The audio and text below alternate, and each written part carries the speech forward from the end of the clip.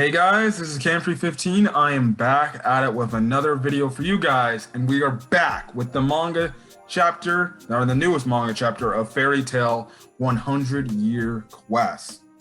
And again, what another pretty good, amazing chapter. Erza gets a boss moment in here. And two, definitely looks like we're getting Natsu versus Shizaku coming up, I'm guessing, in the next chapter. So let's get into this chapter, and this is manga chapter of Fairy Tail 100 Years Quest, chapter 79, titled Outer Path Ogimaga Toki. Obviously the title page, if you're looking at the manga chapter, is of Natsu and Erza, essentially saying these bonds are unbreakable, which I guess for the friendship, I guess it is, but you'd think that would be more fitted for Natsu and Lucy, but hey, Natsu and Erza were kind of the main featured characters. Anyways, where we last left off, obviously we had Lucy's boss moment, but our gang are getting ganged up by the office of the yokais that Youko is just come out all over the place and everything and stuff like that. Eventually, they're starting to get overwhelmed because there's too many of these yokais going around. Again, the yokais designs are really weird and really whack, but still they look pretty crazy and stuff like that. Now, where we last left off the chapter, we had Erza and Youko freaking start fighting and stuff like that. And essentially what Youko does is she's trying to get the yokai to protect her, but Erza is like mopping the floor with them too and stuff like that. And it's getting to the point where Youko is getting tired of Erza's persistence and stuff like that. Now, Yoko's like, okay, I see now, interesting. It's been a while, but I guess I ought to use this against you and stuff like that. Now we cut over to Natsu, and he's looking at this little tanuki type of bouncing thing guy. Yokai has Natsu's scarf, and Natsu's like, hey, that's my scarf, give it back. So he essentially is gone for the rest of the chapter till the end because he's chasing the tanuki with his scarf and stuff like that. So yeah. Anyways, we cut back to the Erza and Youko fight, and Youko gets a transformation here, and she boosts her power, and essentially Youko says, I have used my spirit art to turn myself into a yokai. And the move she's using, or her spirit art she's using, is Outer Path Oguma Toki, which is the title of this chapter. The design looks really dope. It takes a little bit of an inspiration from Mary Jane's little demon form with the flowy hair and then the horns crest and stuff like that.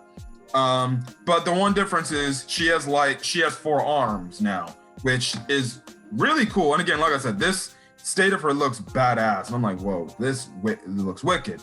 So she's going on attacking Erza rapidly, and Erza can't keep up with her because she's got 4 arms and everything. And 4 arms are definitely harder for Erza to handle with her. Obviously just her 2 arms and her really 1 sword and everything and stuff like that. And you see Erza, eventually it's getting to the point where Erza's starting to get cut up. She gets cut up in her side, and then on her face too, and stuff like that. And Yoko's like, you can't freaking defend yourself with like 2 arms and everything. And then that's when Erza's like, really, bitch, you thought.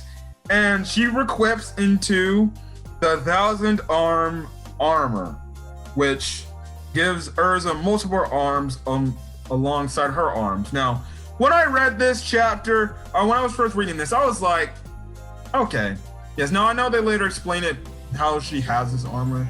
But I will say this to the day I die. I find it very convenient that every time we see an Erza fight in this series, and every Erza fight we've seen in this series, there's 9 out of 10 times she always has an armor to counteract somebody's abilities. Like, for example, when she tried to fight Loxus at the start of the series in the Fairy Tail, the Fight for Fairy Tail arc, and stuff like that, or the Battle for Fairy Tail arc. She had the electricity, armor. I forgot what that armor was called, but the armor that deals with electricity, essentially. And I'm looking at this, I'm like, it's great that she has this armor, but man, it's kind of an ass pull that she has this damn armor. And I know if you want to say stop ripping Fairy Tail, it's a cool badass. It's a moment. It's a cool moment, and yes, it's a cool badass moment from Erza. But I'm just saying, it's a coincidence. It's a coincidence. It kind of is a little bit of an ass pull. I'm not gonna lie. I'm nitpicking a bit here. That she has an armor that's just automatically there to counteract Yoko's obviously her ability, her transformation she just did. And I'm like, and I'm reading the chapter, I'm like, wow, that's convenient. Listen, it's just a nitpick of mine. So if you don't like my little nitpick of it, okay, fine. I'm not really going to be affected, but I'm just saying it's kind of just an ass pull, the fact that, oh, she just magically has this armor ripped and ready to go. So Yoko's stunned by this, and essentially Erza says, based on this armor, essentially every armor is connected to an SE plug and can be moved separately. Though I suppose the one drawback is it's quite heavy, but we know Erza's like one of the strongest females in the Fairy Tail series, so it's probably nothing to her. Essentially, Erza goes on to say, in which it kind of explains how she has this armor. She says it's really just equipment for the Magnolia Harvest Festival parade, which we saw at the end of the arc of the Battle of Fairy Tail arc, essentially. Even though we technically didn't see that armor used in that parade, but I'm guessing she's used it in years past. So she goes and say, yeah, I suppose I can use it like this. And essentially, you know, it's too much for Yoko because, listen, 1,000 arms to 4 arms, yeah, you're gonna get demolished. And that's when you just have, you know, Erza just mopping the floor. And it's funny because even Erza's like, you can't defend yourself with 4 arms, which is a nice little jab back at Yoko for saying earlier in the chapter, guess what, you can't defend yourself with 2 arms, girly. And eventually it gets too much for Yoko to handle, and Erza finishes her off using the move thousand arms scattering of spirits, and essentially cuts up Yoko, takes her down. It makes all the yokai just disintegrate and go away. Celine, Hakune, and crap, who's the freaking last girl? I'm trying to remember. Starts with an M. Fudge! Mimi. There you go. They're all now Hakune and Mimi. Mimi's like, oh no, Yoko! Hakune's like, oh dear, I guess that sucks. And then Celine's like, okay, you beat Yoko. You ain't beating me. Again, giving that evil Celine look. Very seductive, if I might say so myself. Again, I am a simp for Celine. Anyways, yeah, that happens. She takes them out. The yokai start disappearing, and obviously the day is friggin' saved. Well, for the time being. Now, the others ask, was mostly Lucy asked where Natsu is, and Virgo's like, oh yeah, I saw him chasing the Tanuki with his scarf, so yeah, and they kind of like, good God, this idiot man is gonna get lost again. So yeah, now, what happens is Natsu eventually catches up with the Tanuki, who runs away. And I think he runs away because he felt the presence of Shizaku. And at the end of the chapter, we see Natsu confronted by Shizaku and stuff like that. And Natsu's like, who the hell is that guy?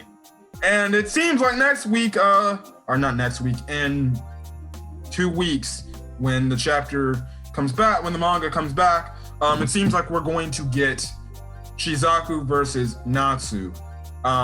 Definitely going to be interesting because we all know Shizaku's a member of the Diablos Guild, and we all know he's a dragon slayer. So, going to be a very interesting fight, especially what we saw from him earlier. So we're going to see what happens there, but another pretty good chapter of Fairy Tail 100-Year Quest. Very much enjoyed the Erza stuff. So we took down one Moonlight Beauty god. I wonder if Celine's going to send the next one at them soon, whether it's Hakune or Mimi. I feel like who's going to be fighting up next is probably Mimi, because I feel like Hakune, to me, feels like she's the strongest Moonlight Beauty god out of all of them. So again, that's my thoughts on this manga chapter. See if you guys like the video, leave a like. Put in the comment section your thoughts on this week's Fairy Tail 100-Year Quest manga chapter review. Will Natsu and Shizaku fight in the next chapter? Who is going to be the next Moonlight Beauty god that our gang goes up against? And stuff like that. So please put that in the comment section if you have your thoughts on that, as well as hit that subscribe button if you want to get more Fairy Tail content, whether it's more Fairy Tail manga chapter reviews, more Fairy Tail arc reviews, which I seemingly put on hold, and more Fairy Tail the video game content, as I try to upload that to the best of my abilities with whatever time frame comes up in my schedule for that to be uploaded to the channel. Anyways, guys, if you guys, again, like the video. Sorry, I should have not said that, but anyways, I'm gonna get out of here, guys. So hopefully you guys are staying safe out there. Until then, guys, have a great rest of your day or night, or when you're on this video. Until then, guys, I'll see you guys on the next video or next video for Fairy Tail. See you guys later. Peace.